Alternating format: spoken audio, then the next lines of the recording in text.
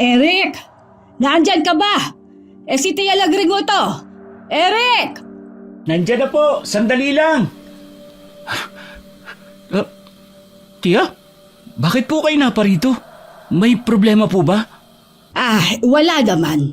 Talaga pumunta lang ako dito. Hindi mo ba ako papapasukin? Ay, pasensya na po.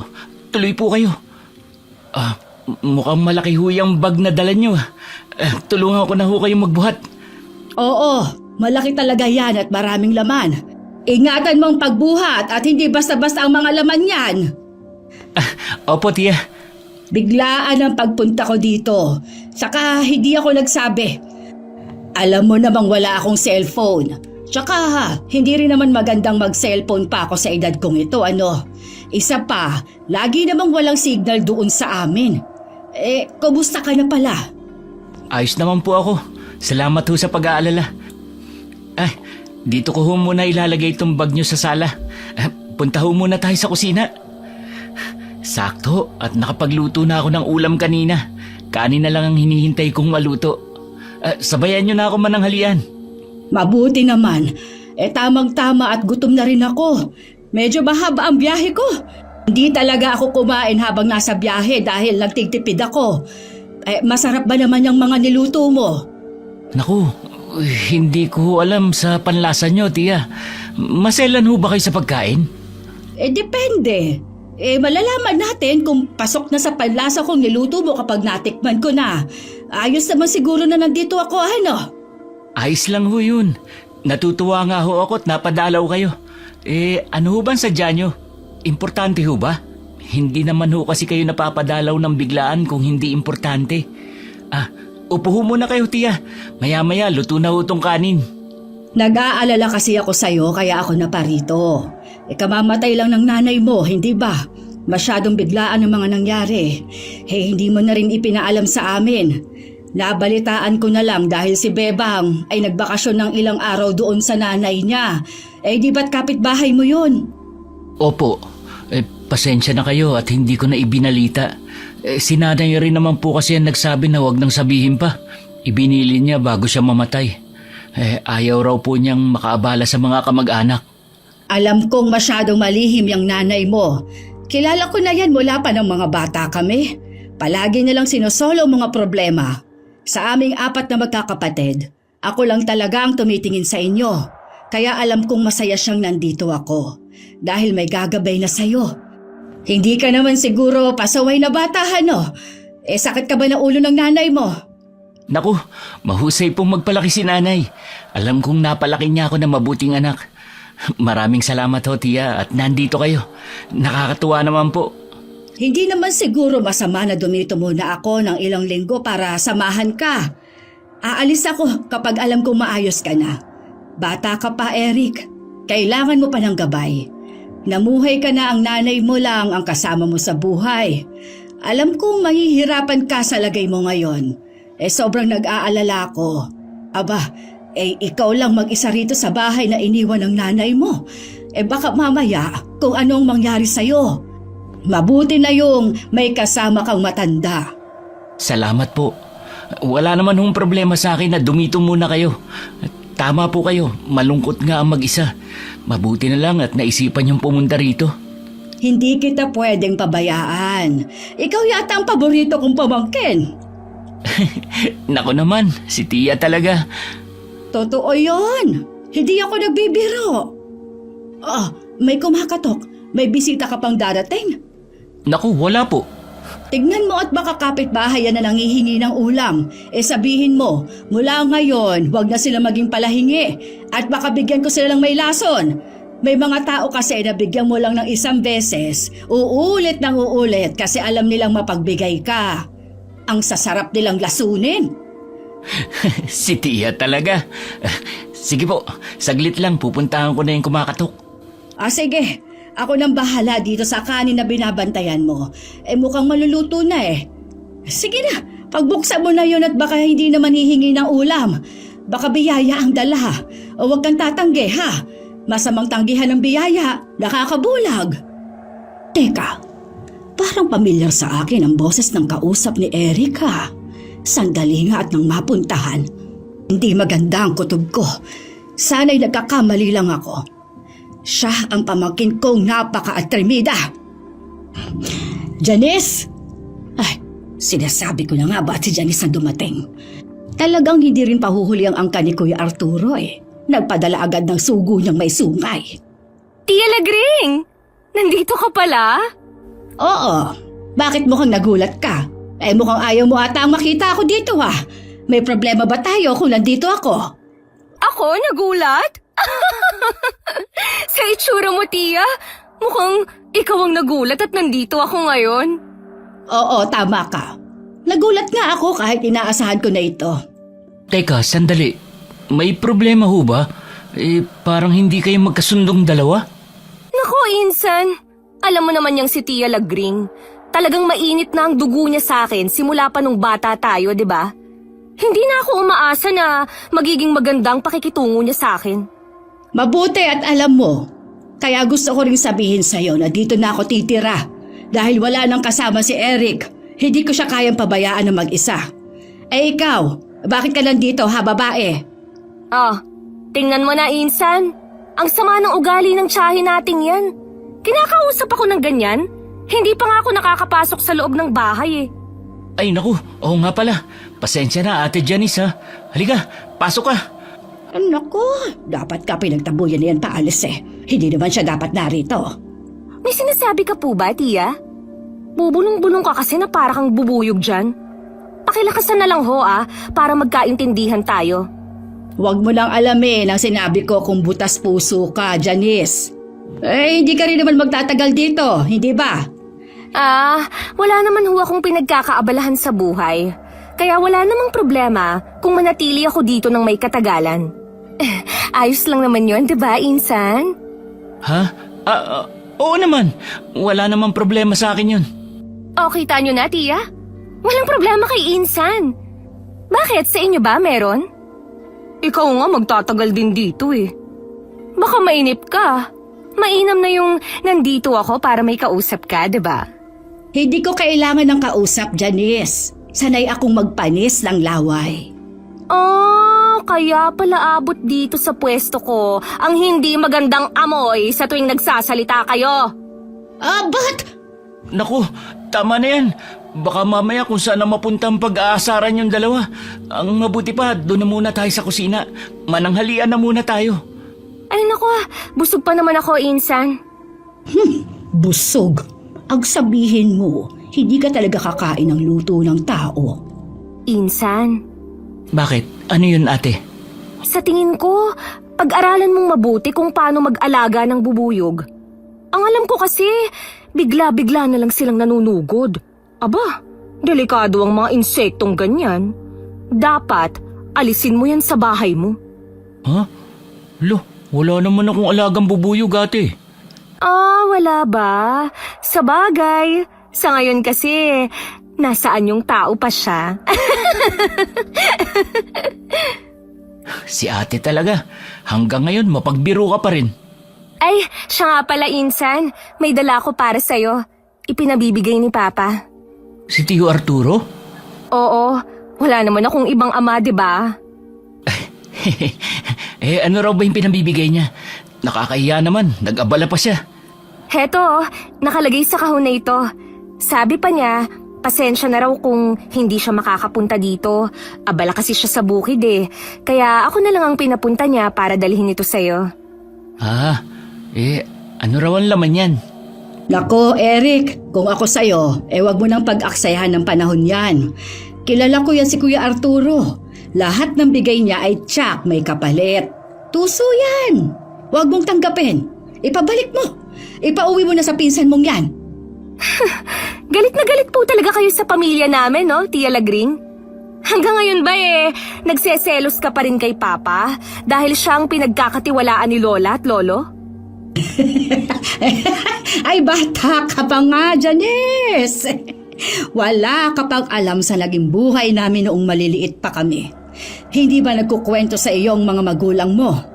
Alam niyo po, sa totoo lang, naririndi na ako sa paulit-ulit nilang kwento sa kabataan yung magkakapatid. Kaya nga umalis muna ako sa amin para makaiwas pansamantala. Kabisado ko na talaga ang kwentong buhay nyo. Ah, talaga ba? E di, alam mo na rin na ang bagay na nasa loob ng kahon na yan ay ang bagay na pilit ibinibigay ng mga magulang namin sa ina ni Eric. At yan din ang dahilan kung bakit nagpakalayo-layo siya kasama ang pamangkin ko para hindi lang tanggapin ang bagay na yan. Eh tapos ngayon, dinala mo pa rito. Gagamitin ninyo ang pagka-inosente ni Eric sa mga pangyayari noon para tanggapin yan. Eh gusto mo bang bumangon sa hukay si Mildred at sakalin ka? Po, alam po ni nanay yan tungkol dito, tiya? Oo, Eric. At isinusumpa niya ang regalong yan. Grabe naman po kayo, Tia. Kamamatay lang ni Tia Mildred tapos tinatakot niyo pa si Eric? Kapag bumangon siya sa hukay, ikaw ang una niyang sasakalin. Ay, Insan, huwag kang maniwala sa tiyahin nating yan. Ang laman ng kahon na ito ay talagang regalo sa'yo. Pero hindi ito nakasasama. Kaya kunin mo na. Ikaw ang magpasya kung ano ang gagawin mo dyan. Kung hindi mo gusto, ibalik mo na lang kay Papa. Hindi naman yan ipinipilit eh. Ang sakin lang, dinala ko to dahil ito ay para sa'yo.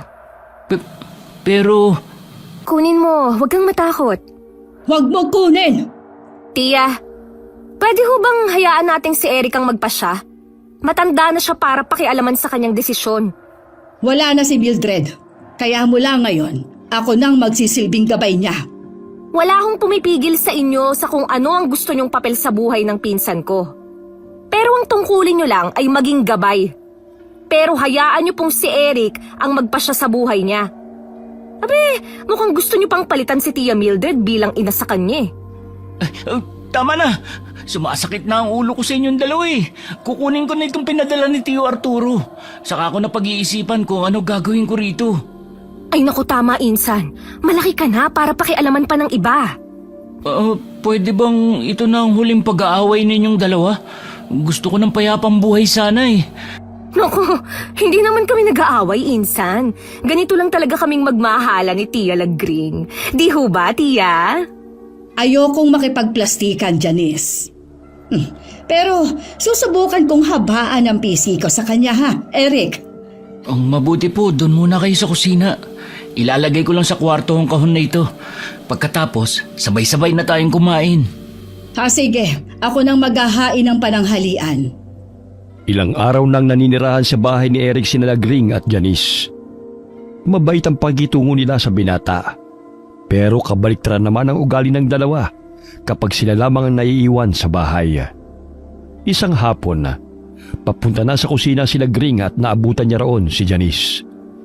Hep hep hep! Anong balak mong gawin? Magluluto ho ako ng hapunan, Tia. Nasa kusina ho ako. Alam namang maglaro ako dito, di ba? Tumigil ka sa ginagawa mo! Huwag na huwag mong pakikialaman ng pagluluto, lalo na kung para kay Eric ang pagkaing iluluto mo. Ilang beses ko bang sasabihin sa'yo na ako lang ang pwedeng magluto ng pagkain dito? Bakit ho ba galit na galit kayo sa ginagawa ko? Nagmamalasakit lang naman ako ah. Tsaka pantanggal ko lang naman ang inipang pagluluto. Wala akong balak na gumawa ng masama kay Eric. Talaga ba ha, Janice? Sa iyo pa talaga nang galing yun? Paano mo ako mapapaniwala na wala kang ang balak na masama? Yung kahon na tinanggihan ni Mildred noon ay dinala mo dito? Hindi pa ba masama yun? Bakit naman magiging masama yun? Para naman sa kanya yun talaga. Sa tingin mo ba, kung malalaman ni Eric ang laman ng kahon na yon at ang kapangyarihan nun, magagawa pa niyang tanggapin? Alam niyo ba kung bakit hindi niya magagawang tanggapin? Dahil mali ang isinisiksik niyo sa isip niya. Pinapaniwala niyo siya sa hindi naman totoo. Imbis na ipaliwanag niyo sa kanya ang tunay niyang pagkatao. Kayo ang nagtutulak sa kanya na layuan ng buhay na dapat ay niyayakap niya. Ay hindi na ako makikipagtalo sa'yo pagdating dyan. Kasi hindi mo rin naman mauunawaan. Isinilang kang hindi normal na tao. Pinalaki ka ng mga magulang mo na ibang paniniwala. Sana, matuto ka na lang na respetuhin ang buhay ng iba. Kung naiinip ka na dito, umuwi ka na lang sa inyo. Uuwi lang ako kapag nakita na mismo ng dalawa kong mata na binuksan ni Eric at tinanggap ang laman ng kahon. Nakita mo na. Sa'yo na rin ang galing ang tunay mong motibo. Manang-mana ka talaga sa ama mo. Kaya paano ko ipagkakatiwala ang pagkain kakainin ni Eric, ha? Kilala ko na ang bawat liko ng bituka ninyo, Janice. Kapag nabigo ang plano ninyo, may pangalawang plano pa kayong nakabitag. Bahalak mo pa siyang yang gawin sa pamamagitan ng pagkain? Hindi ako papayag! Pareho lang naman pala tayong may balak eh. Kaya pala kayo nagpunta dito, Tia. Ay dahil para hadlangan kami sa pagkumbinsi kay Eric na kilalanin ang tunay niyang pagkatao. Tama nga po kayo. Kung hindi siya makukuha sa pakiusapan, dadaanin ko siya sa santong paspasan. Hindi ko mapapayagan yan! Umalis ka na dito! Bago pa maubos ang pasensya ko at magawa pa kitang talupa ng buhay! Sige na. Sa inyo na ang kusina. Pero hindi niyo ako mapapaalis dito sa bahay ni Eric hanggat hindi niya nakukuha ang laman ng kahon. Hindi niyo ako mahahadlangan sa mga plano ko. Nagmula sa angkan ng mga aswang na asbo si Eric. Ikaw rin naman ganun, Tia. Pati ang ina ni Eric ay mula rin sa lahi ng aswang. Pero nagkakampihan kayo ni Tia Mildred na kalabanin at talikuran ng angkan natin. Kaya tayo natatalo ng ibang mga lahi eh. Huwag mong ipilit sa iba ang gusto nyo, Janice. Hindi naman namin kinalaban ang angkan. Tumalikod, oo. Pero matuto kayong respetuhin ang pagpapasya ng iba. Huwag ninyong idamay si Eric sa maggulong buhay ng ating angkan. Kayo na rin ang nagsabi na matutong respetuhin ang pagpapasya ng iba. Sana, tanggapin din ninyo ang pasya ni Eric kapag tinanggap na niya ng kusa ang laman ng kahon na yun. Hayaan niyong tuklasin niya ang pagkatao niya at matutuhang yakapin yun. Nandito na po ako. Ay. Ano? Mukhang masarap po ang niluluto nyo, Tia. Sa labas pa lang amoy na amoy ko po yung bango ng niluluto nyo. Talagang sinasarapan kong niluluto kong ulam para marami kang makain. Alam kong pagod ka sa trabaho. Salamat po, Tia. Naku, baka mamaya masanay naman ako na may nagluluto. Wala namang problema kung masasanay ka. Di lagi kitang ipagluluto. Teka, nasan ho ba si Ate Janice? Parang wala ho siya rito sa bahay Hayaan mo na siya. Alam mo namang gala ang bata na yun. Napapansin ko, tuwing gabi wala siya. Umuuwi siya palagi ng madaling araw. Baka mamaya kung ano na mangyari sa kanya, lagot tayo kay Tio Arturo. Huwag mo nang problemahin si Janice. Kilala naman siya ni Kuya Arturo na pasaway at matigas ang ulo. Tsaka isa pa, mas mabuti nang wala siya rito. Pinapasakit niya lagi ang ulo ko. Dapat nga umuwi na siya sa kanila. Mainit ho talaga ang dugo niyo sa kanya, no? Bakit ho ba? Wala naman. Ganun yata talaga kapag hindi mo kasundo. Nakauwi ka na pala, Insan. Nandiyan ka na pala, ate. Mabuti maaga uwi mo ngayon. Saan ka ba nagpupunta tuwing gabi? Kasi may inaplayan akong trabaho na panggabi. Trabaho na panggabi? Saan yan? Doon sa kabilang barangay. 24 oras kasi nagbubukas yung tindahan na yun Kaya kailangan ng tindera sa araw at sa gabi. Mas pinili ko ang magpanggabi kasi ayoko sa mainit. Tsaka isa pa, mas kaunti ang bumibili sa gabi. Hindi ganong pagod. Ha?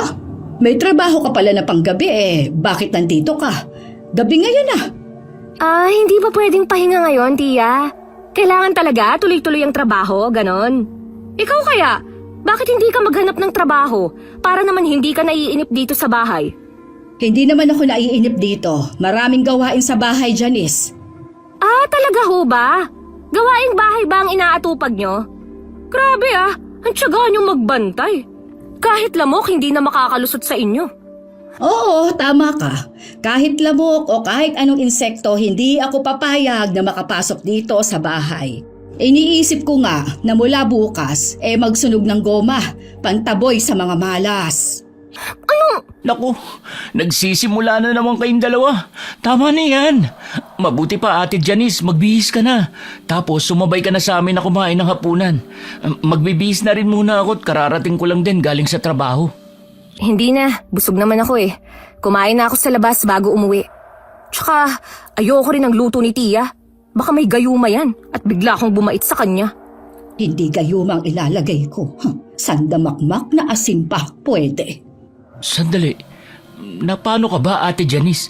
Bakit ang daming dumi ng damit mo? Puro mancha. Saan galing yan? Wag mong alalahanin to. Nadulas kasi ako kanina sa putik. Diyan na kayo. Maliligo na ako tsaka matutulog. Wag niyo akong iistorbohin Nadulas sa putik? Mukhang hindi putik yun eh. Kulay pula ang mancha. Ano sa tingin niyo, Tia? Nako, wag mo akong tinatanong sa ganyan.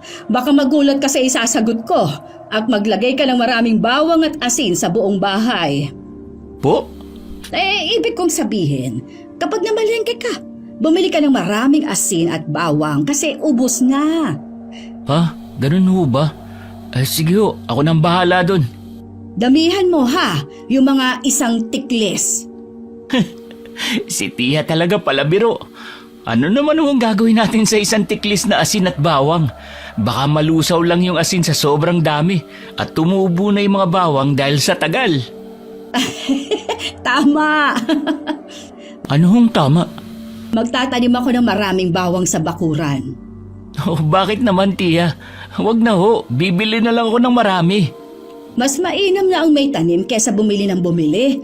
Alam mo bang nagtatawag din ng swerte ang bawang? Talaga ho? Ngayon ko lang nalaman yun Oo, kasi nagtataboy yon ng malas. At kapag naitaboy no ng malas, papasok na ang swerte. Si Tia talaga. Gutom lang ho yan. Sandali ho papasok muna ako sa kwarto.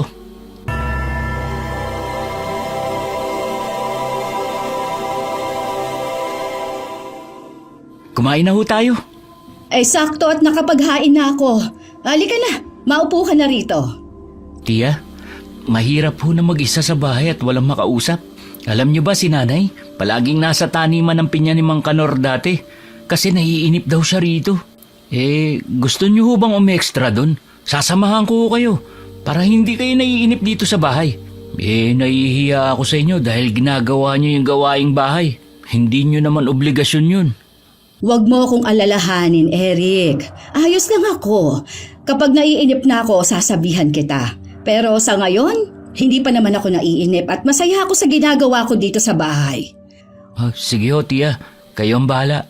At teka, nasan pala si Ate Janice? Huwag mo nang hanapin ang maarteng yon at hindi siya kakain ng niluto ko. Hindi talaga kayo magkasundo, no? Kumukulo talaga ang dugo ko sa kanya kahit wala siyang ginagawa. Presensya pa lang niya, malakas nang makasira ng araw. Huwag na nga nating pag-usapan at baka mawalan ako ng ganang kumain. Sige po, Tia. Malalim na ang gabi nang mapadaan sila Gring sa tapat ng silid ni Eric. Papunta siya sa banyo ng oras na yon Nakabukas ng bahagya ang pinto, kaya napasilip siya para tignan ang ginagawa ng pamangkin. Nakita niya itong nakatitig sa maliit na kahon na ibinigay ni Janice. Nang akma nang bubuksan ng binata ang kahon, kumatok siya sa pinto para sadyang kunin ang atensyon nito. Eric, gising ka pa ba, iho? Oo po, Tia. May kailangan ho ba kayo? Pasok ho kayo. Bakit ho ba gising pa kayo? Kasi, nanaginip ako. Kaya nagising ako ng alanganin. Papunta sana ako sa banyo pero narinig kong may kumaluskos kaya kinatok kita. Panaginip? Ano hong napanaginipan nyo? Mukhang hindi maganda dahil nagising kayo. Hindi ko alam, iho. Pero ang nanay mo ang nasa panaginip ko. Ho? Si nanay? Bakit naman po? Baka masyado nyong iniisip kaya napanaginipan nyo. Doon nga ako nagtataka. Hindi ko naman siya iniisip pero napanaginipan ko. Ano ba nangyari sa panaginip nyo, Tia? Nakita ko si Mildred. Umiiyak siya habang tinitignan ang kahon na katulad ng ibinigay sa'yo ni Janice. Tapos maya-maya, nagalit siya at ibinato ang kahon sa malayo. Nagising ako kasi bigla siyang nag-iba ng anyo. Naging mukha siyang halimaw. Isang malaking halimaw na asong mas malaki pa sa kalabaw ang itsura niya. Naku, ang likot ho siguro ng pag-iisip nyo, Tia, at ganyan ang panaginip nyo. Alam nyo ba na ang panaginip kabaliktaran ng realidad? Imposible hong halimaw si nanay. Oo, tama ka. Imposible talagang maging halimaw siya. Pero hindi kaya pangitain yun o babala na galing sa nanay mo. Baka ayaw niyang kunin mo ang kahon. Itapon mo na lang kaya yan at huwag mo nang sabihin kay Janice. Ako baka po magalit. Saka nakakahiya po kay Tio Arturo. Isa pa, mula kina lolo at lola ang kahon na ito. Ano ba ang laman yan? Bakit ganyan na lang po ang pagtutol niyo sa kahon? At saka, totoo ba na tinanggihan niyo ni nanay noon? At tinakasan pa niya? Oo, totoo yun. Sumpa ang laman ng kahon na yan, Eric. Huwag mong pangarapin, ni huwag mong bubuksan. Kasi sa oras na makita mo ang laman, maaakit ka. At baka hindi mo kayanin. Hindi mo na magagawang tanggihan ito kapag nilukob nito ang kaisipan mo. Sumpa? Bakit naman ho ako bibigyan na lolo at lola ng sumpa? Hindi ko na masasagot yan. Pero ako na ang magsasabi sa'yo. Huwag na huwag mong bubuksan. Ibigay mo na lang kaya sa akin at ako na lang ang magtatapon. Tapos kapag tinanong ni Janice, sabihin mong nawala. Naku, sigurado kung kayo ang pagbibintangan niya kapag sinabi kong nawala. Kayo lang ang laging naiiwan dito sa bahay. Hayaan nyo, para hindi nyo na alalahanin pa ang kahon, ilalagay ko na lang dito sa cabinet para makalimutan ko na rin. Mabuti pa nga. Noon ho ba binuksan ni nanay ang kahon? Nakita niya ba ang laman? Hindi. Paano nyo nalaman na gano'n ang mangyayari sa oras na makita ang laman ng kahon? Dahil ganoon na nangyari sa lola mo, iniregalo din sa kanya ang kahon na yan ng lola niya. Nahumaling siya ng husto at wala nang nakapigil pa sa kanya. Pero itinago nila ang buong katotohanan tungkol sa laman ng kahon. Tanging ang pinamamanahan lang ang pwedeng tumuklas nito. Masyado ho ba talagang delikado? Para sa akin, oo. Kasi saksi kaming magkakapatid sa paghihirap ni Mama habang nasa kanya ang kahon na yan. Naghihirap siya? Kung naghihirap siya, bakit gugustuhin niya maghirap din ng iba? Iba-iba kung mag-isip ang mga tao, Eric. Kahit na pamilya natin sila, kahit nga kakambal pa, hindi natin kayang saklawin ang pag-iisip at pagpapasya nila. Mahirap magsisi sa huli. Kaya ngayon pa lang, huwag mo lang tangtain na tingnan ang loob ng kahon. Naiintindihan mo ba? Opo, tiya. Sana nga ay naiintindihan mo, iho. Pero sa oras na magpasya kang tignan ang laman nito, hindi ako magdadalawang isip na gisingin ka. At kahit maging magkalaban pa tayo, para lang mailayo ka sa kapahamakan. Ano kaya yun? Narinig niyo rin ba? Parang nakakatakot naman ang alulong ng mga asong yun. Sandali lang ho, sisilipin ko sa bintana. Ngayon lang ako nakarinig ng ganyang mga aso. Huwag mo nang tignan, Eric. Kahit ako'y kinikilabutan din. Pabayaan mo na at baka mga asong gala na nag-aaway lang ang mga yan. Mga asong gala po? Parang hindi. Kasi kakaiba ang alulong nila. Isarado mo na, Eric. Huwag mo nang tignan. Baka mamaya ay tumalon pa sa bintana ang aso at pumasok dito sa kwarto mo. Tiya, tignan nyo. Aso ba sila? Napakalaki naman. Parang kagaya ng halimaw na nasa panaginip nyo. Anong sabi mo? Patingin nga ako. Ayun po. Mukha silang aso pero mas malaki pa sa kalabaw. Tapos, nag-aangilan sila. 2 malalaking aso. Diyos ko. Isarado mo na, Eric. Baka makita pa tayong nanonood sa kanila. Baka madamay tayo. Akin na, tumabi ka. Ako nang magsasara sa bintana. Tiya, totoo po ang halimaw sa panaginip nyo? Paano nangyari yun? Sandali po. Pwede nyo ba akong kurutin o kaya sampalin? Bakit ko naman gagawin yun? Para po malaman ko kung hindi ito panaginip. Ay, ikaw na bata ka. Itulog mo na lang yan. Huwag na huwag mong sisilipin ang mga halimaw na yon, ha? Naiintindihan mo ba? Opo, tiya.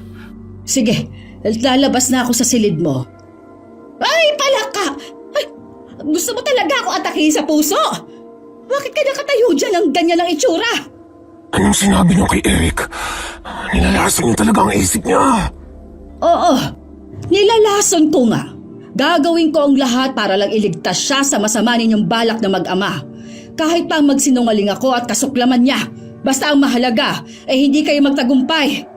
Dahil sa inyo, tumatagal ang kailangan kong gawin dito. Pinuntahan tuloy ako ni Papa at pinagalitan. Pero ngayon, hindi ko na iisipin pa ang iba. Lahat ng hahadlang sa plano namin ay aalisin ko. Kahit makadugo. Bakit ba gigil na gigil kayong gawing aswang na asbo si Eric, ha? Bakit hindi na lang ikaw ang kumuha sa laman ng kahon? Ay di ba, matagal mo nang gustong mapa sa kamay yon. Huwag na kayong magpunwari, Tia. Bago pa isilang si Eric, nakatadhana na sa kanya ang binhi ng aswang na iniwan ni Lola. Kailangan niyang maging asbo para sa angkan natin at magpakalat ng lahi. Mas malalakas na aswang ang magmumula sa lalaking asbo kaysa sa mga babae. Bakit mo ba na yung tutol niyo? Kailanman ay hindi mo maiintindihan ang dahilan ko. Dahil hindi ka naman normal na tao, Janice! Ako rin naman, Tia. Hindi mo rin maiintindihan ang dahilan ko na piliting maging aswang si Eric. Dahil kung hindi siya magiging asbo, nagpasya si Papa na gagawin siyang pagkain ng angkan. At lahat ng mga hindi pa aswang sa angkan natin ay gagawin ding pagkain. Para wala nang tumutol na kagaya nyo sa mga susunod pang henerasyon. Kaya alin ang pipiliin nyo? Ang mabuhay si Eric o ang mamatay sa kamay ng sarili niyong angkan? Mga walang hiya kayo! Mas masahol pa kayo sa halimaw! Halimaw ka rin naman, Tia. Tumalikod ka lang. Kaya huwag kang magpanggap na tao. Tia, mukhang umalis na po yung mga halimaw sa labas. Halimaw! Nakapasok sa loob ng bahay, Tia! Halimaw! Umalis ka dito sa pamamahay ko! Paano ka nakapasok dito? Ha? Bakit nga ba pumapasok ang halimaw sa bahay ng biktima? Hindi ba para manlaba? Tia! Huwag kayong lalapit dito! Mukhang aatake siya! Diyan lang kayo sa likuran ko!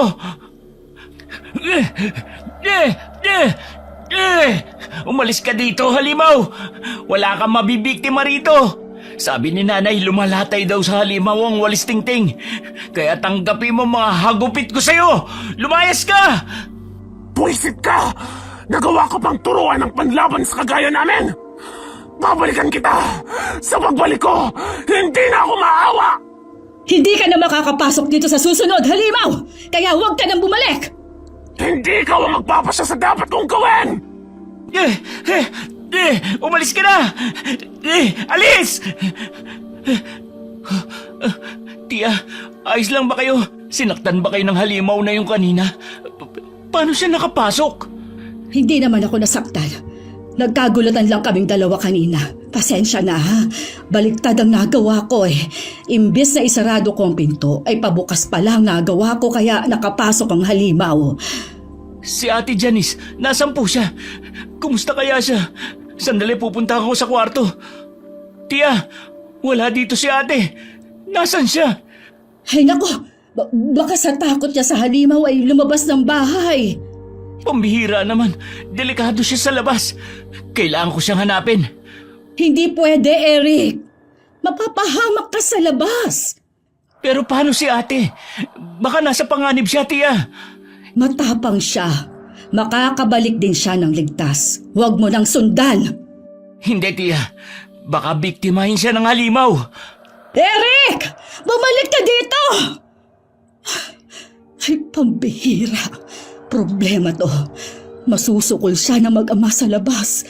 Kailangan ko siyang sundan. Sandali. Kailangan kong kumuha ng mga panlaban sa aswang. Sa kusina. Kahit ano meron sa kusina. Kakaunti na lang ang asin sa lagayan. Hindi rin ako nakapagdikdik ng bawang. Ito na lamang munang itak. Pwede na to. Kailangan ko siyang sundan. Hindi siya pwedeng makuha ni Kuya Arturo. Dali-daling lumabas ng bahay sila Gring para sundan si Eric. Malikot ang pagtanglaw niya sa dilim gamit ang dalang flashlight dahil sa pag-aalala. Pumunta siya sa kakahuyan dahil sa pag-aakalang doon nagpunta ang pamangkin. Nasa bungad pa lamang siya nang mapatigil sa paglalakad matapos makarinig ng malalakas na atungal. Maya-maya ay nagmadali siyang tumakbo para puntahan ito. Sinasabi ko na nga ba at dito ka pupunta, Eric? Napakatigas talaga ng ulo mo. Halika na. Bumalik na tayo sa bahay. Sandali lang, tiya. Nakita kong dito pumunta si Ate Janice. Saka nakarinig ako ng atungal ng halimaw sa bandaron. Baka nandun si ate. Hindi! Imposible pumunta si Janice dito. Duwag yon! Umuwi na tayo! Paano ko si ate yung nakita ko? Tapos may halimaw dito.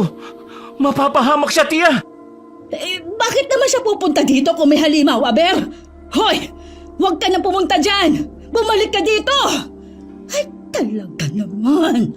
Ang tigas din ng ulo ng batang ito. Tumakbo pa talaga doon. Inilalayo na nga kita sa kapahamakan. Ikaw pa itong lapit ng lapit, Eric. Patibong lang nilang lahat ng ito para makuha ka. Eric! Bumalik ka rito! Huwag mo nang sundan, tiya. Ipaubaya mo na siya sa amin. Hindi naman namin siya papatayin. Gagawin lang namin siyang isang aswang. Bakit ka ba natatakot dyan, ha? Tumabi ka sa daraanan ko, Janice. Ayokong saktan ka. Kahit paano'y kinikilala pa kitang pamangkin. Si Eric ang pakay ko dito. Kailangan ko siyang mailayo sa inyong mag-ama. Mali ang desisyon mong yan, tiya. Hindi na matatakasan ni Eric ang tadhana niyang maging aswa. Isang malaking kalokohan. Kami nga ni Mildred ay nagawa naming takasan ng sumpang yan. Bakit si Eric ay hindi? Dahil iba siya sa inyo ni Tia Mildred. Nakaguhit na sa palad ni Eric ang pagiging aswang. Kaya huwag ka nang pumunta doon. Hanggang dito ko na lang, Tia.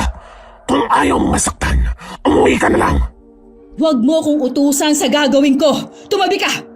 Kung talagang mapilit ka, pues wala na akong magagawa kung hindi ang isilid ka sa tiyan ko. Lalapain mo ko? Ako na tiyahin mo! Walang hiya ka talaga!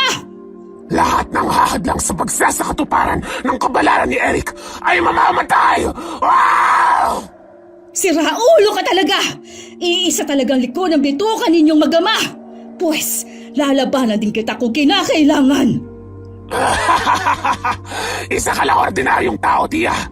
Paano ka mananalo sa kagaya kong aswang na aswa? Meron pa rin namang mga bagay na ikatatalo ninyo, Janice. Kagaya nitong asin na dala ko. Heto, ang salubungin mo ang isasaboy ko sa'yo! Nang malapdos ang balat mo! Talagang ibubuwis mo ang buhay mo. Sige, seryoso na ako. Hindi na kita dadaanin sa pananakot. Isang kalmot ko lang sa'yo ay tiyak na tatakbo ka rin naman dahil sa takot!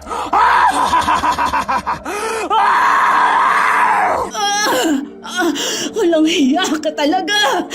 Wala kang respeto sa nakatatanda! Kailangan kang turuan ng leksyon! Nagawa mo talagang saktan ang pamangkin mo! Huwag mo ngang sabihin sa akin yan! Ikaw itong siraulong nag-umpisa! Kinalmot mo ko, gaga! Tumabi ka dyan sa daraanan ko kung ayaw mong itaga ko ulit sa'yo itong itak na to! Eric! Umalis ka sabi sa daraanan ko! Alis! Ayoko! Magkakamatayan muna tayo! Hindi ka madaling mapatay dahil masamang damo ka! Buti alam mo, Tia. Marunong ka rin naman palang ilagay sa lugar ang sarili mo. Umuwi ka na lang kung ayaw mong masaktan uli. Babalitaan na lang kita kapag tuluyan ang naging aswang si Eric. Sinabi ko na wag mo kong uutusan! Tabi! Ayaw mo, ha? Uubusin ko na tong asin sa'yo. Masunog ka! Leche! Wala ka talagang galang! Di leche ka po! Bumalik ka po dito!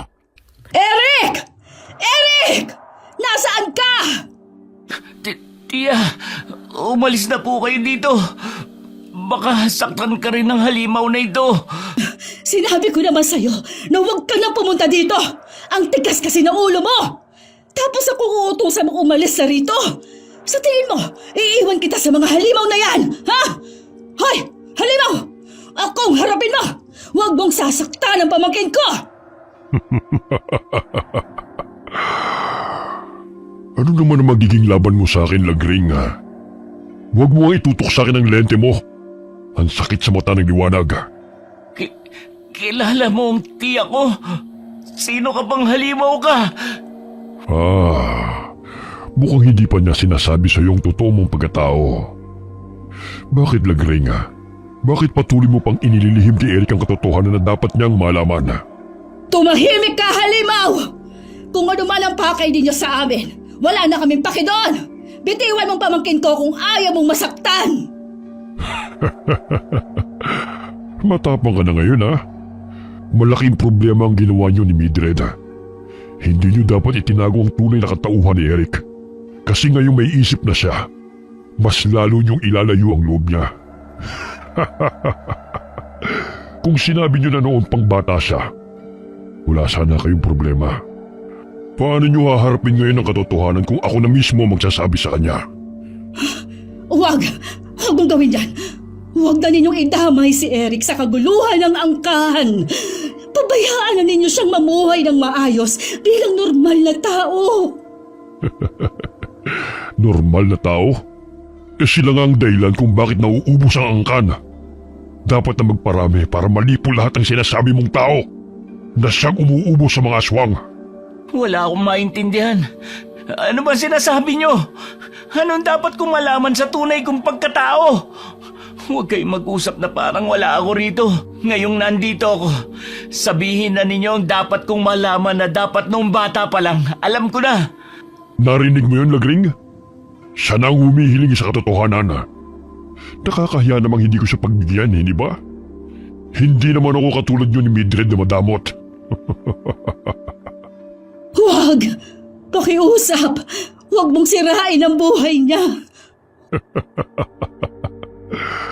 Kung gusto mong malaman ang katotohanan, Eric, buksan mo ang kahon na hawak mo.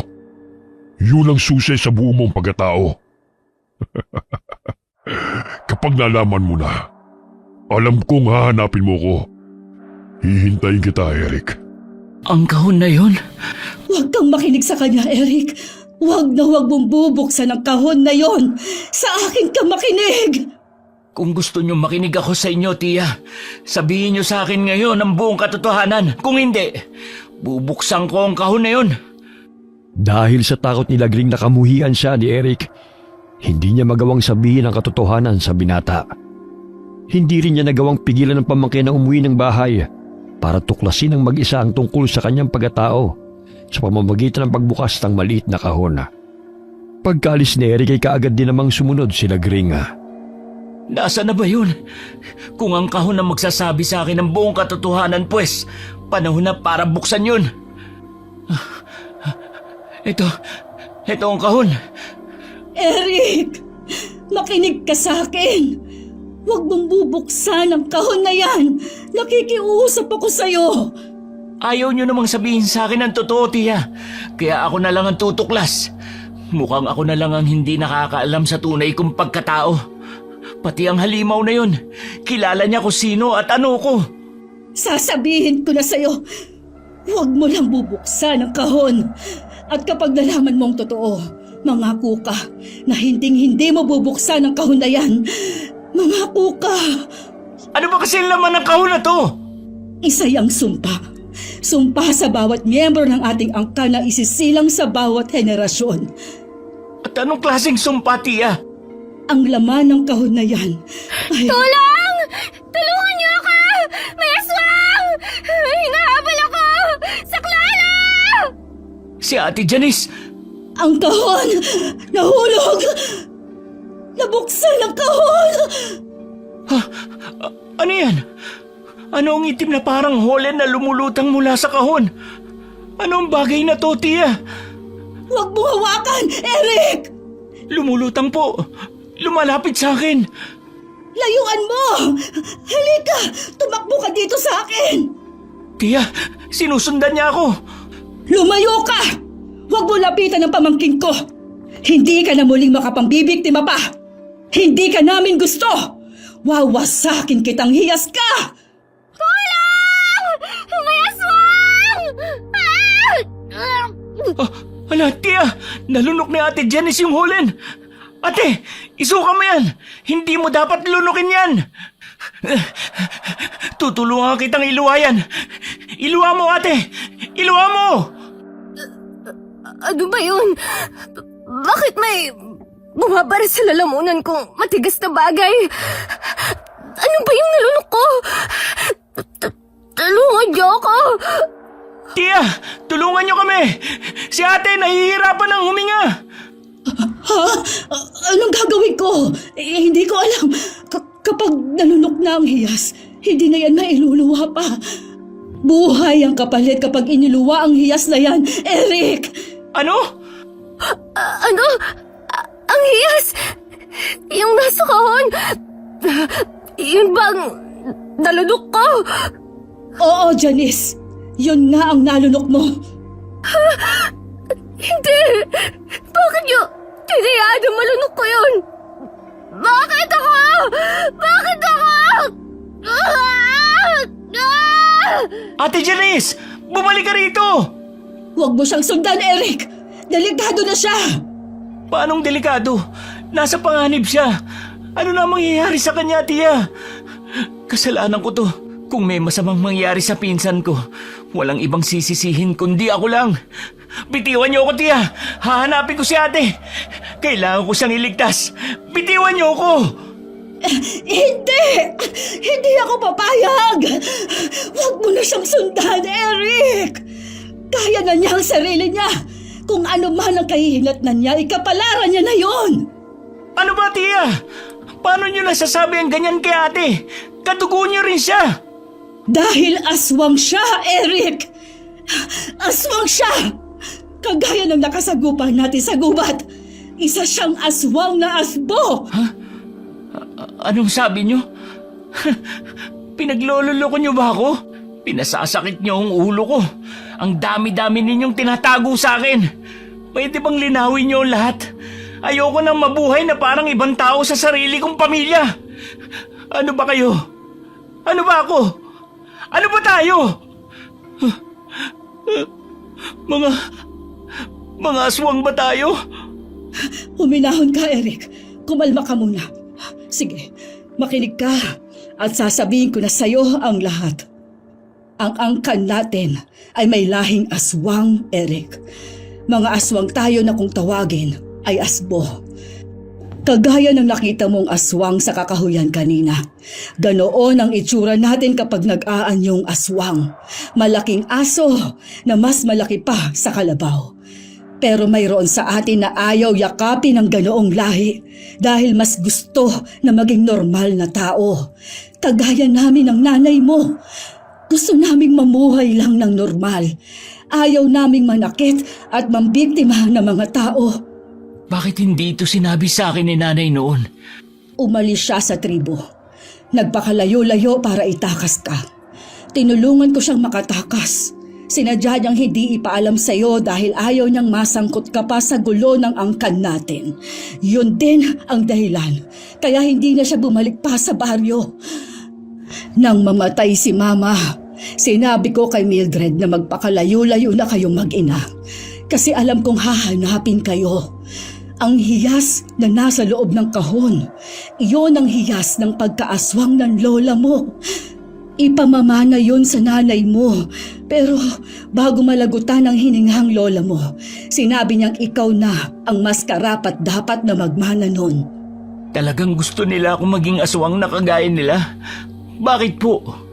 Naniniwala sila na kapag ang lalaking asbo ay nagkaanak, mas malakas ito kapag ginawang aswang. At mas marami ang pwedeng maging anak kapag marami ang mapapangasawa. Pinapayagan kasi sa tribo ang mga lalaki na mahigit sa isang asawa para lang dumami ang lahi. Ano? Sino nagpatupad ng patakaran na yan? Patakaran na yan noon pa. Yan ang dahilan namin kaya kami lumayo. Pero dahil tagapagmana ng hiyas ni Mama, hindi tayo basta-basta makakatakas sa sumpang ito. Hindi tayo makapamumuhay ng payapa, lalo na si Kuya Arturo ang tumatayong pinuno ngayon sa tribo. Si Tio Arturo, hindi ko pa siya nakikita ng personal. Pero nakita mo na siya sa anyong aswang. Po? Ang halimaw na umatake sa'yo sa kakahuyan. Si Kuya yun. Kaya pala kilala niya ako. At alam niya ang tungkol sa kahon na yun. Pero paano na ngayon? Nalunok na ni Ate Janice ang hiyas. Teka, Si ate, tao ba siya? O aswang din? Aswang siya, Eric. At kaya siya nagpunta dito ay para siguruhin na malulunok mo ang hiyas. Pinagplanuhan pala talaga nila to.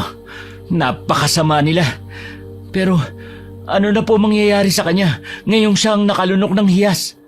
Hindi ko alam. Pero narinig ko sa mga matatanda sa baryo na kapag nalunok ng kapwa aswang ang hiyas ni Mama, dalawa lang ang patutunguhan niya. Magiging mas malakas o di kaya ay mamamatay kapag hindi kinaya ng kanyang katawan ang malakas na kapangyarihan ng hiyas na yon. Kapag naging malakas na aswang si ate, ano kaya mangyayari? Yan ang hindi ko masasagot. Ang kahihinatnan niya ay nakadepende na sa kung anong ugali at magiging pasya niya. Pero noon pa man, matagal na siyang may galit sa'yo. Dahil ang hiyas na yon ay gusto niyang mapa sa kanya. Pero hindi ipinagkaloob. Niyanggaw lang siya kaya naging aswang. Pero kapag nalaman ito ni Kuya Arturo, tsak na magagalit siya, ay baka mapatay niya tayo. Ano pong gagawin natin? Wala naman po tayong laban sa kanila. Ordinaryong tao lang tayo, tiya. Halika, may ipapakita ko sa'yo. Natatandaan mo ba ang malaking bag na dala ko nang pumunta ko dito? Opo, napakabigat nga nun eh.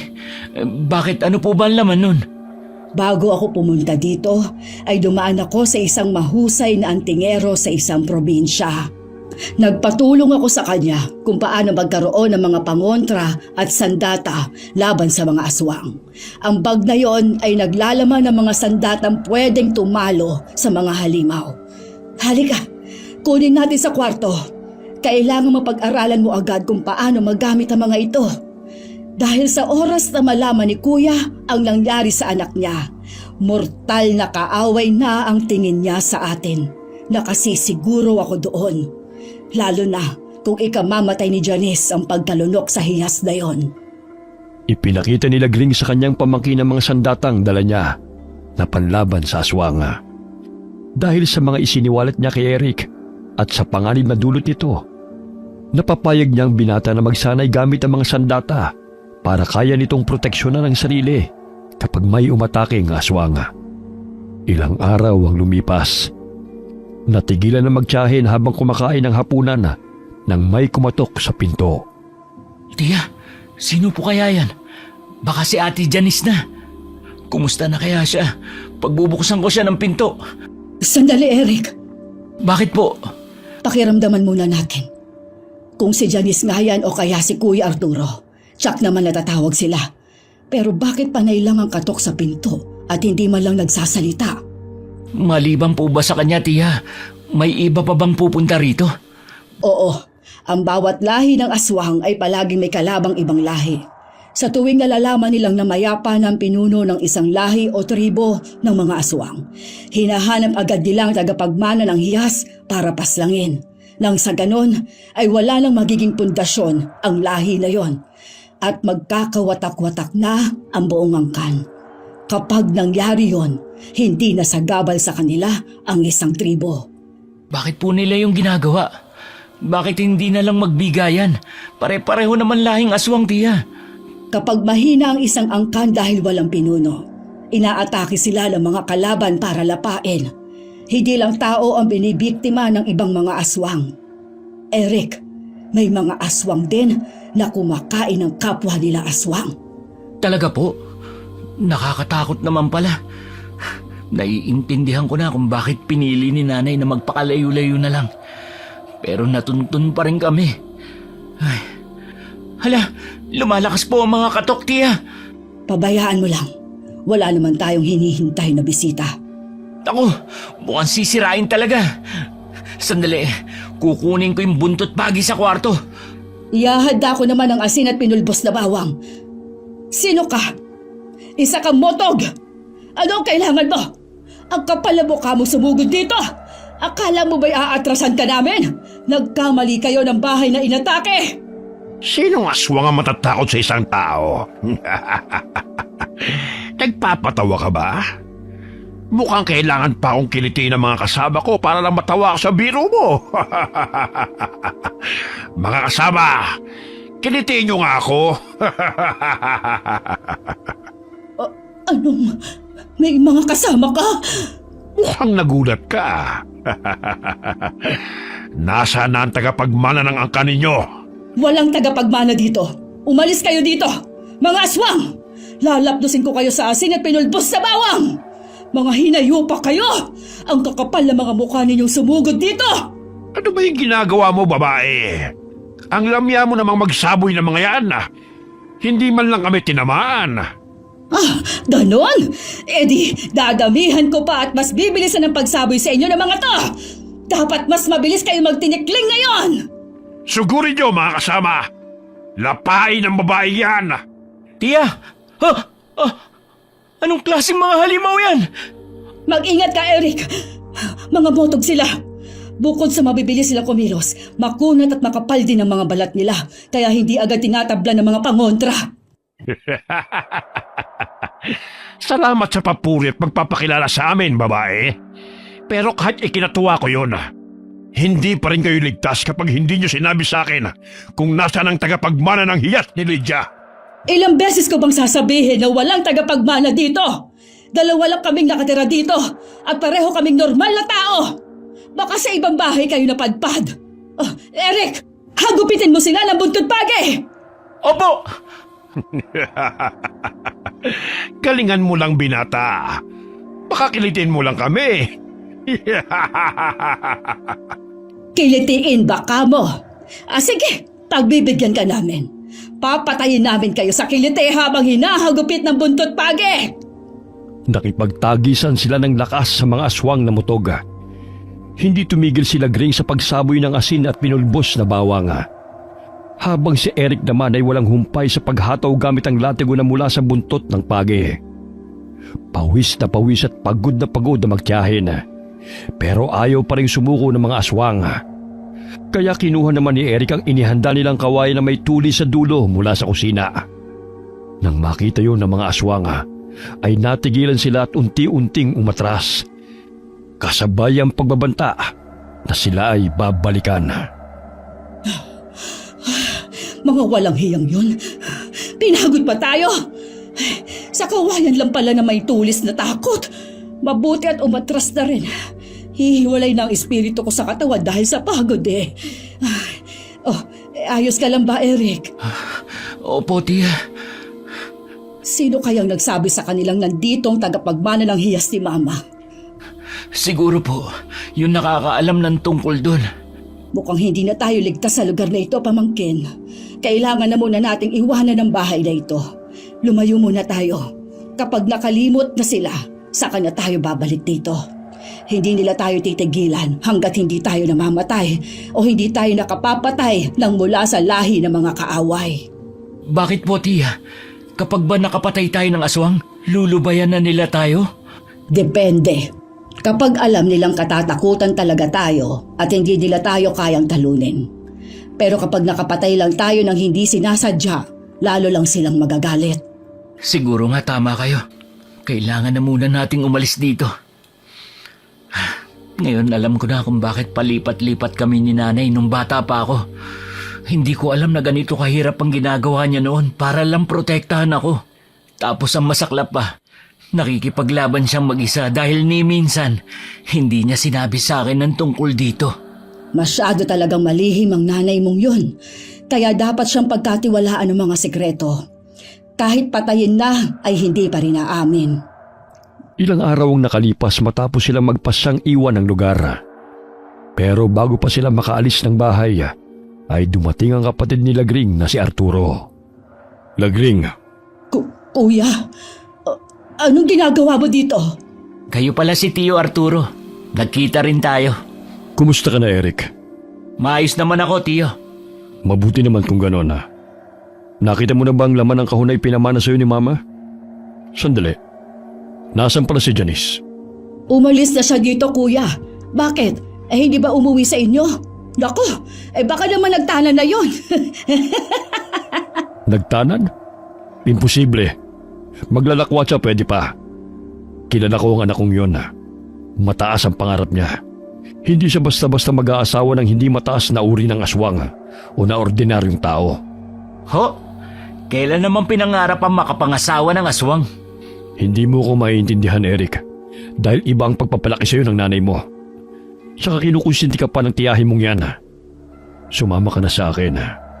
Umuwi na tayo sa baryo. Doon ka nababagay. Yun ang tahanan mo. Ayoko. Kailanman hindi ko papangarapin na maging kagaya nyo. Gusto ko maging normal na tao. Hindi ko kailangan ng kapangyarihan ng mga aswang. Talaga ba? Hindi ko alam kung kaya mo pang panindigan yung sinabi mo kapag nasa bingit na ng kamatayan ng buhay mo sa kamay ng mga kalaban. Huwag mo nang problemahin yon, kuya. Kami nang bahala ni Eric sa bagay na yon. Hanggang kailan mo naman na ipagtatanggol ang pamangkin mong yan na Gring? Paano mo naman siya ipagtatanggol mula sa mga kalaban kung wala ka namang kakayahan na labanan sila? Wala ka namang kapangyarihan. Hindi ka naman aswang na kagaya ko. Kaya hindi mo mapapantay ng lakas ng mga kalaban ng ating angkana. Anong gagawin ninyo? Magtatago na lang habang buhay? Kagaya ng ginawa ni Mildred? Pero ano nangyari sa kanya? Kinamatay na lamang niya ang pagtatagong yon. Ang pagtatago at ang pagtakas o pagtakbo, hindi naman sukatan ng kaduwagan. At ang pakikipaglaban, hindi sukatan ng tapang. Ang kailangan lang nating gawin habang nandito sa mundo ay mabuhay. Mabuhay ng mapayapa, masaya at walang inaapakang kapwa. Sige, kapitan mo ang paniniwalang yan, Eric. Darating ang araw na ang mga yan ang gigising sa natutulog mong utak. Sandali nga, mukhang nakagaya kayo. Balak niyong umalis? Bakit? Sinalakay ba kayo ng mga kalaban? Wala ka na roon, kuya. Wala na dito si Janice. Wala nang dahilan pa para pumunta ka dito. Aalis kami ni Eric at magpapakalayo-layo. Pabayaan mo na kami. Sige, kung yan ang desisyon niyong dalawa. Eric, yaman din lamang na mukhang nagpasya ka ng tanggihan ng laman ng kahon. Ibigay mo na sa akin yon. Ako na ang bahalang maghanap ng tagapagmana nito. Ho? O bakit? May problema ba? Ayaw mo naman, hindi ba? Bakit mukhang ayaw mong ibalik? Wala na sa amin ang hiyas, kuya. Dinala ni Janice. Huwag niyo akong pinaglululoko. Alam ko nagsisinungaling kayo. Nasaan na ang hiyas? Ibigay niyo na sa akin. Natigilan na magtiyahin dahil hindi nila alam kung paano kukumbinsihin si Arturo. Maya-maya'y lumabas mula sa pinagtataguang damuhan ng isang aswang na mutog. Kampante siyang naglalakad palapit sa kanila habang patawa-tawa. Mukhang nagkaagulo kayo May problema ba sa inyo? Mukhang hindi kayo nagkakasundo. Ruben, bakit nandito ka? Anong kailangan mo? Napadaan lang ako. Ilang araw ko nang minamatsagan ng dalawang yan. Malapit na sana ako mapaniwala na wala silang kinalaman sa tagapagmana ng magulang nyo. Pero bigla kang dumating. Akalain mo yun. Mabuti na lang at hindi kagad ako sumuko. Nalaman ko ang katotohanan na ang binatang yan ang tagapagmana ng hiyas at nakatakdang maging susunod na pinuno ng inyong angkana. Mali ka sa inaakala mo, Ruben. Hindi si Eric ang tagapagmana ni Mama. Talaga ba? Hindi siya? O tinanggahan niya lamang? Kung hindi siya, bakit mukhang tatakas kayo? Paano namang hindi kami tatakas? Di ba't sinalakay nyo kami? Kahit sino namang matatakot sa kaligtasan ng buhay dahil sa ginawa nyo. Hindi kayo magaling magsinungaling. Kahit nga si Arturo hindi nyo magawang mapaniwala. Kung gusto nyo walang dugo na dumanak ngayon, ibigay nyo na lamang sa akin ang hiyas ng mga asbo. Para hindi na tumagal pa ang usapan natin. Hindi ko na rin kayo gagambalain pagkatapos. Meron akong isang salita. Tumigil ka, Ruben. Huwag kang manghimasok sa angkan namin. Pakialaman mo ang iyong angkan na nagkakagulo rin. Dahil na ako sa inyong iniingatan yung hiyas, hindi ba? Kaya ba aagawin yung amin? Umalis ka na rito. Kung ayaw mong ihiwalay ko ang ulo mo sa katawan mo. Pasensya ka na, Arturo. Hindi ako madaling matakot Bata lang ang tinatabla ng ganyan. Yaman din lamang na ayaw niyong ibigay sa akin ang hiyas ng mga asmo. dito na magtatapos ang buhay nyo. Kapag napatay ko kayong tatlo, lalo na yung binatang yan. Usa naman siyang iiwan ng hiyas at mapapasakamay ko rin ito. Mga kasama, magsilabas kayo. Kanina ba tayo nagtatago Alam kong gutom na kayo. Oras na para mabusog. Sugod! Naku, mas dumami sila ngayon kaysa nung unang sumalakay. Anong gagawin natin, Tia? Pumasok tayo sa loob ng bahay. Dali! Pagkatapos ay tiyakin nating matibay ang pagkakasara ng pinto at bintana. Mukhang mabilis sila. Malalaman mo ngayon ang tunay na labanan ng mga aswang, Eric. Pero hindi pa ito ang pinakamatinding laban. Kaya ano pang ginagawa mo? Kung hindi mo pa nalulunok ang hiyas ni Mama, panahon na para gawin yun. At dumaban ka para sa buhay mo. Huwag mo siyang kondyokan, kuya! Pabayaan mo siya mamuhay ng normal. Isipin mo na lang si Mildred. Kung talagang kapatid ang turing mo sa kanya, alalahanin mo ang huling pagmamakaawa niya sa'yo noon. Pagmamakaawa? Bakit yun ginawa ni Nanay? Para sa walang kwentang hiling na huwag kang gawing aswang. At hayaan kang mamuhay na kagaya ng mga walang kwentang tao. Hindi totoong walang kwenta ang mga tao, Tiyo. Kapag isa ka ng ganap na aswang, saka mo sabihin sa akin yan. Lahat naman lumalaban para sa buhay. Kung paano ang kalagayan natin ngayon, ganito rin ang ginagawa ng mga tao kapag inaatake sila ng mga aswang. Pare-pareho lang tayo ng buhay na karanasan. Iba-iba lang ang lahi natin. Pero kung lahat ay magkakaunawaan, walang ganitong labanan. Walang kwenta ang mga sinabi mo. Yan bang natutunan mo sa mga tao? Ano nang gagawin natin? Galit na galit sila. Kung tinanggap mo ang kapalaran mo, hindi ka nanginginig sa takot ngayon. Tiya, ano nangyayari kay Tiyo? Nagsaaswang na siya. Kunin mo ang buntot pagi mo at humanda ka sa paglaban. Talasan mo pakiramdam ang mata at tainga mo. Galit sila at gutom. Kapag nasa ganyang sitwasyon ng mga aswang, hindi sila nag-iisip. Ang alam lang nila ay laman ng pagkain ng kumakalam na tiyan. Maging alerto ka. Opo. Humanda kayo sa akin, mga gonggong! Hala, si Tiyo, sinipa ang pinto. Sira na tuloy. Lumabas na siya ng bahay, Tiya. Magpapasukan na ang mga aswang. Mag-iingat po kayo. Kaya ko ang sarili ko. Ikaw ang mag-ingat. Marami akong inihandang pinulbos na bawang, katas ng kalamansi at asin. Humanda sila sa akin. Wala akong hindi sasabuyan. Gagawin ko silang bulating kinilaw. Huwag niyo pong tatamaan si Tiyo Arturo. Dito lang kayo sa likuran ko. Ako ang sasalubong sa mga magtatangkang pumasok dito sa pinto. Hahagupitin ko sila agad ng buntot pagin na to. Nakipaglaban ng tatlo sa mga aswang na mutog. Mga aswang na kalahating baboy ramo at kalahating tao. Habang abala sa pagkipaglaban sa labas ng bahay si Arturo, patuloy rin sa pagkipaglaban na magtiyahin sa loob ng bahay sa mga aswang na sumusugod doon. Mas pinuntirya sila ni Ruben para matalo si Eric sa paniniwala nitong ang binatang susunod na pinuno ng angkan ng mga asbo dahil siyang pinamanahan ng hiyas ng kanilang lahi. Kailangan mo nang mamatay ngayon, binata. Mas mabuting mamatay ka ng maaga kesa maranasan mo pang mababagsik ng mga aswang sa hinaharap. Tumigil ka, Ruben! Hindi ikaw ang magpapasya kung hanggang kailan na lang ang buhay niya. Mali ka doon, babae. Dahil ngayon nasa kamay ko na ang buhay niya. Ang matutulis kong kuko ang isang papatay sa kanya. Hindi ko pa naamoy na isa na siyang aswang. Ibig sabihin, hindi pa niya nakukuha ang hiyas. Ilalagay ko na lamang siya sa tiyan ko para mabusog ako. Hindi mo magagawa yun. Kahit paano kaya ko rin lumaban. Oo, tama ka naman.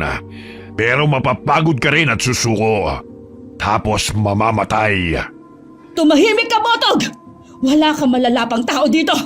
Ikaw ang susunugin ko sa bawang, asin at kalamansi. Walang hiya kang babae ka. Pakialamera ka. Uunahin na lang kita. Pwede ka naman pagtiyagaan kahit makunat ka ng matanda ka. Anong sinabi mo? Ako? Makunat? Ginagalit mo akong hinayupak ka? Lalaplusin talaga kita! Tiya, umilag ka. Mabilis siyang kumilos. Ang bilis niyan tumakbo! Makakalmot ka niya! Eddie, magkakamatayan kami ngayon. Ayos lang sa akin ang mamatay. Matanda na rin naman ako. Pero bago mangyari yon, papatay muna ako ng isang motog. Itong mayabang na ito ang papatayin ko! Malakas ang loob mo, ha? Halika rito. Pagpipira-pirasuin kita gamit ang matutulis kong kuko. Layuan mo ang tiya ko! Ako ang harapin mo! Aray ko! Ang lakas ng loob mong hagupitin ako, ha? Huwag kang magmadali. Susunod naman kita sa kanya, eh. Kaya ko naman kayong kainin pareho. Walang tigil na hinagupit ni Eric ang aswang gamit ang latigo. Kaya siyang binalingan nito. Naglaban sila at walang sumuko. Kahit pagod na sa pagkipaglaban sa isa't isa, ay patuloy pa rin sa pag-atake. Mabilis na sinasalubong ni Eric ng hagupit ng latigo ang bawat atake ni Ruben. Dahilan kaya lalong nanggigigil sa galit ang aswang na mutog. Sumasabay rin sa pagsaboy ng pangontra sa aswang si Lagring para tuluyang manghina si Ruben. Pero pare-pareho silang natigilan nang makita mula sa labas ng bayang paparating pang mga mutog. Ngayon na kayo makakaramdam ng takot. Dumating na mga kasama namin. Dito na magtatapos ang buhay nyo at makukuha na rin namin ang binhi ng mga asmo. Mga kasama, ubusin sila! Lapain sila! Hindi kayo magtatagumpay hanggat nandito ako at humihinga. Wala kayong mapapatay dito. Dadaan muna kayo sa ibabaw ng aking bangkay.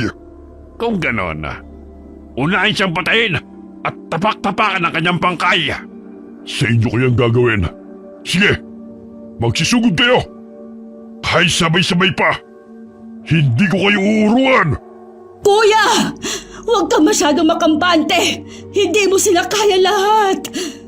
Tama ang kapatid mo, Arturo. Makinig ka sa kanya. Hindi mo sila kayang lahat. Kaya huwag ka nang lumaban. Isuko mo lang ang sarili mo kaysa mapagod ka. Hindi yon ang ibig sabihin ng sinabi ko, pulpul ka! Ikaw na motog ka! Kinagalit mo ko talaga! Tiya, huwag mo siyang pagsisipain! Ikaw na babae ka.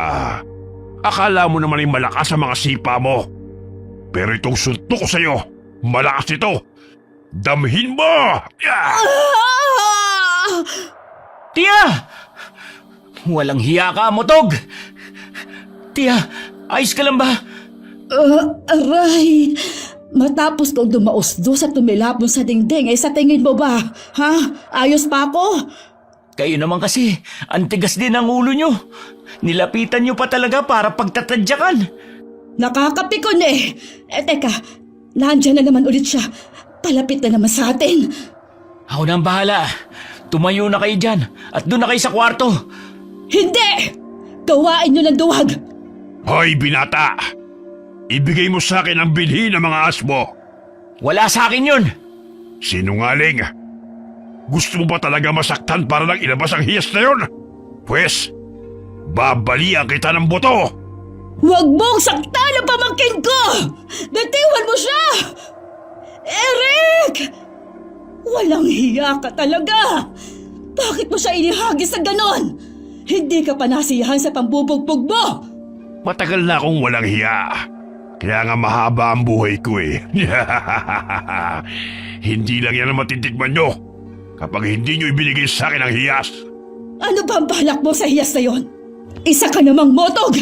Ikamamatay mo lang ang paglunok sa binhi ng ibang lahi! Pulpul kang aswang ka! Wala ka nang pakialam kung anong gagawin ko ron. Kung mahal nyo pa ang buhay nyo, ibigay nyo na lang. Baka maawa pa ako't hindi ko kayo lapain matapos nyo maging lantang gulay sa mga atake ko.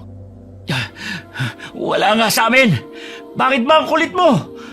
Kung nasa akin yun, kanina ko pa sana binigay sa'yo. Ayaw ko naman yun eh. Pero pasensya ka na lang kasi naunahan ka na ng iba. Anong sinabi mo?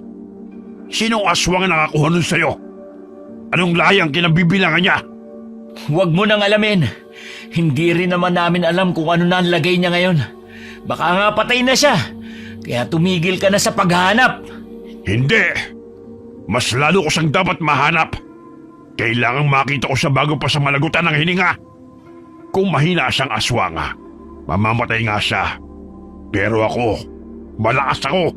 Kaya kong labanan ng kapangyarihan ng binhi hanggang sa maging isa na kami.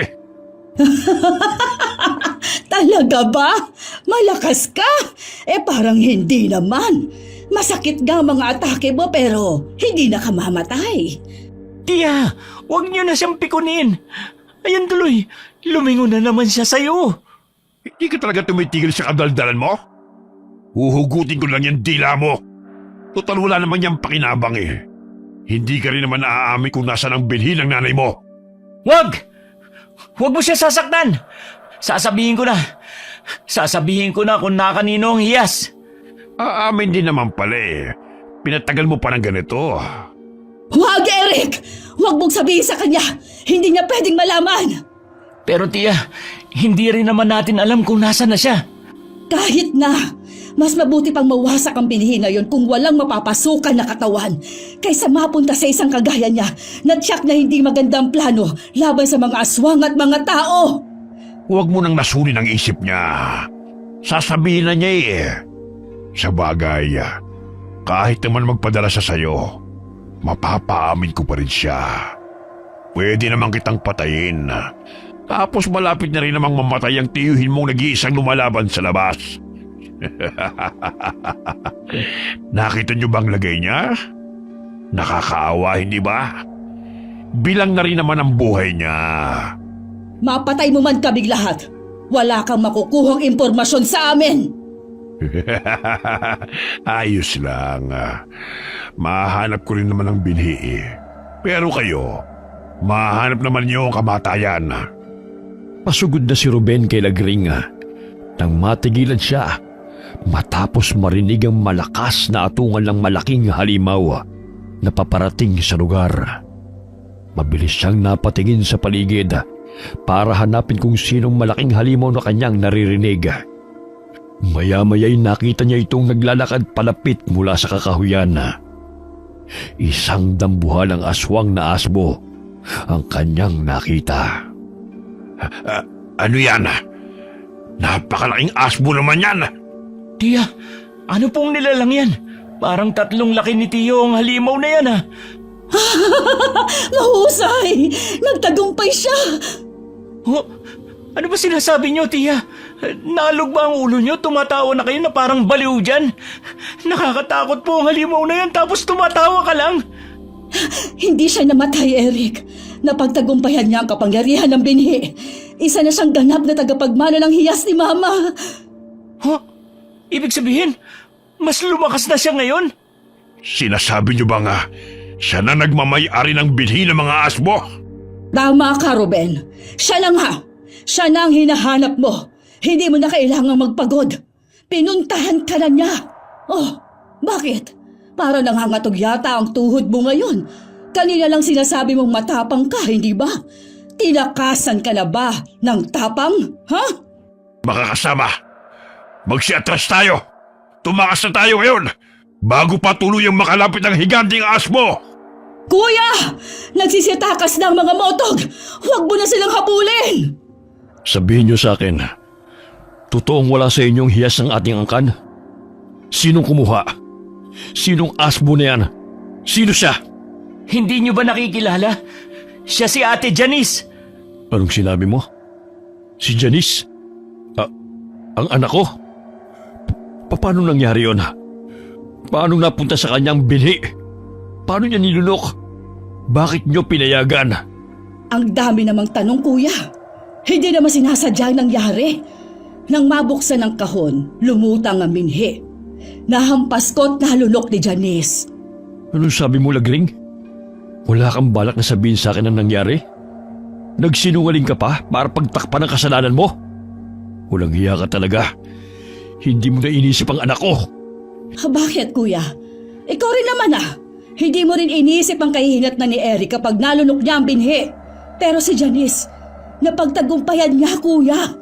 Kahit hindi siya ang itinakda, nagtagumpay siya. Hindi siya namatay at mas lumakas pa siya. Tingnan mo nga ang ginagawa niya sa mga motogo. Iwinawasiwas niya lang. Kinatatakutan na siya ng mga kalaban. Hindi pwede. Hindi ito ang dapat na mangyari. Tiyo, ano po nangyayari? Masama na ba ang pakiramdam nyo? Pumasok na tayo sa loob ng bahay. Itinago ko ang katotohanan na si Janice ang tunay na tagapagmana ng binhi ni Mama. Pero ang tadhana ay hindi talaga madadaya. Kahit inilihis ko na ang kapalaran ni Janice, nilakaran pa rin niya ito. Anong sabi mo, kuya? Si Janice ang totoong tagapagmana ng hiyas? Bakit ka nagsinungaling? Hinayaan mong mabuhay sa kasinungalingan si Mildred at suungin ang mag-isang mahirap na buhay sa katatakas sa buhay na hindi naman pala dapat takasan? Hinayaan mo siyang maghirap! Ginusto niya ang iwan ng angkal na gringa. Sinamantala ko lang ang pagkakataong yun dahil ayokong manahin ni Janice ang binhi. Hindi siya karapat-dapat. At sino ang karapat-dapat, ha, kuya? Si Eric na walang malay? Tiyo, bakit ba ayaw ninyong manahin ni Ate Janice ang hiyas kung siya naman pala ang tunay na nakatakda?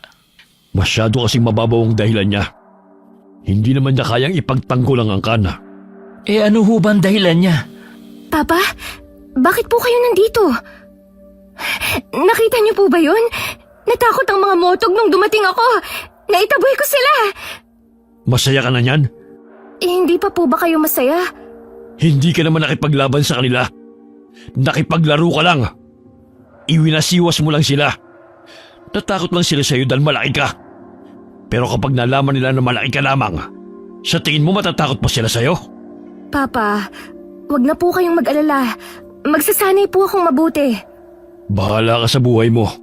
Wala na naman akong magagawa dyan eh. Nalulok mo na ang binhi ni Mama. Alangan namang ipasuka ko pa sa'yo. Diyan na nga kayo. Mauutas ako ng maaga sa inyo. Hala, nagalit yata si Tiyo. Lagot ka, Ate Janice. Bakit kasi ginalit mo pa? Hindi yun galit. Hindi lang talaga siya nagpapakita ng tuwa para sa iba. Kilala ko yun si Papa. Sa kanya ako nagmana eh. Talaga? Akala ko kay Tia Lagring ka nagmana ng kamalditahan eh. Hoy, hindi ah! Pero ate, matanong ko nga, bakit parang hindi gusto ni Tiyo na ikaw ang maging tagapagmana ng binhi ni Lola? Ano bang inaayawan niya sa'yo? Ewan ko dun. Nung bata pa kasi ako, nakita ko si Lola habang nasaan yung asbo. Namangha ako sa sobrang laki niya. Tapos sabi ko, gusto ko rin maging kasing laki niya. Akala ko, kapag lumaki na ako, magiging kagaya niya ako. Pero hindi pala. Nalaman kong nag-iisa lang pala si Lola na ganun ang itsura. Kaya mula nun, sinabi ko kay Papa na gusto kong manahin ang binhi ni Lola kapag namatay siya. O tapos? Tinanong niya ako kung bakit. Bakit nga? Yan din ang gusto naming alamin. Dami-dami pang kwento. Ha? Nakikinig ka pala? Naiinip ka? Di matulog ka na po, Tia. Magkukwento ka o chichinalasin kita, ha? Naku po, nagsimula na naman sila. Yun na nga. Ang isinagot ko kay Papa, kapag naging kasing laki na ako ni Lola, madali ko nang makukuha ang mga bunga ng mangga. Paborito ko kasi ang mangga. Ang hirap kunin eh. Hindi naman ako marunong umakyat sa puno. Tsaka matatakotin ako kapag nasa itaas na. Tapos ang problema, kapag nasa taas na ako, hindi na ako makababa. Tapos kinakansyawan pa ako ng mga pinsan natin. Kaya inis na inis ako. Naiintindihan ko na si kuya. Mabuti at hindi kita anak. Dahil kung naging anak kita, itatali kita sa itaas ng mangga at hindi ka na makakababa hanggang sa sikatan ka ng araw at maging abo. Mabuti na lang talaga at hindi kita naging ina. Ayoko kaya sa ugali mo. Sa tingin mo ba, gusto kong ugali mo? Hindi rin ano? Nag-away ang magkaugali. Parehong maldita na maiksi ang pasensya. Umuwi ka na, Janice! Ayoko. Dito muna ako, no? Galit pa si Papa. Dilapain mo! Basta umalis ka na dito! Bakit niyo ba ako tinataboy? Hindi niyo naman bahay to ah. Si Eric nga hindi ako pinapalayas eh. Basta, dito muna ako. Kung ayaw mo sa akin, di ikaw ang umalis. Ilang linggong nanatili si Janice sa bahay ni Eric. Pero bago sumapit ang kabilugan ng buwan, ay umuwi na siya sa kanila. Dahil alam niyang mas malakas siya kapag ganun ang sitwasyon. Hindi pa niya kabisado ang kapangyarihan ng binhi, kaya kailangan pa niya itong pag-aralan. Nanatili naman sila Gring sa bahay ni Eric para samahan ng pamangkin. Pumayag na rin siyang magtrabaho sa pinyahan ni Mang Kanor para magkaroon ng sariling pera. Alam niyang hindi na sila babalikan ng mga aswang dahil wala na sa kanila ang hiyas na hinahanap ng mga ito. Sigurado rin siya na hindi na susugod ang mga kalabang aswang sa kanilang baryo dahil meron ang tagapagtanggol ang kanilang angkana. Namuhay ng simple at payapa sina Gring at Eric sa lugar na yon. At hindi na rin sila nagpasang dalawin ang kanilang angkana dahil ayaw na nilang magkaroon ng kaugnayan sa mga aswang. Naging masaya sila Gring sa buhay at naging kaaliwan ng mag-alaga ng mga anak ni Eric nang ito ay mag-asawa na. Okay, sana po nagustuhan niyo ang kwento natin ngayon. Shout out po tayo kay Amy Venson. Hi Amy. Hi kay Adelina Baliklik. Shout out sa Garcia family at kay Nanette Garcia from Angadanan, Isabela. Hi kay Mommy Giselle at Mukbanger 21. Marites Suganov from Kitambis. Dina De Pairin from Cebu. Ellen Madridano from Sweden. Shout out kina Aris, Roy, Roland, George, Kenneth, Cardo, and Jeff. Kamusta po kayo dyan? Hi kay Josefina Fuelas from Pasig City. Hi kay Ruma Gamad from Sapang Palay. Alona R from Suha, Torrijos, Marinduque. Hi kay Elsa Masuho from Japan. Shout out sa Buendia and Sacopon family, lalo na kay Maris Buendia from Calamba, Laguna. Hi kay Mamiliana Nalugon from Bohol. Tina Laroyo from Binalonan, Pangasinan. Hi kay Erlinda Tolenada. Shout out kina Yoyon and Dylan Pasquera from Tambulig, Zamboanga del Sur. Shout out kina Ray Buendia, Billy and Jenny May Buendia.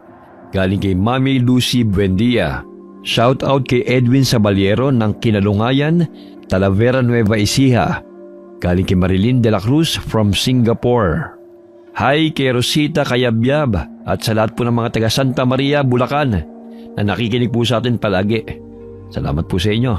Shout out sa Burgos family from Zamboanga City, sa Guzman family at Elemia family from Jeddah, Saudi Arabia. Shout out sa Saligumba family from Pasay.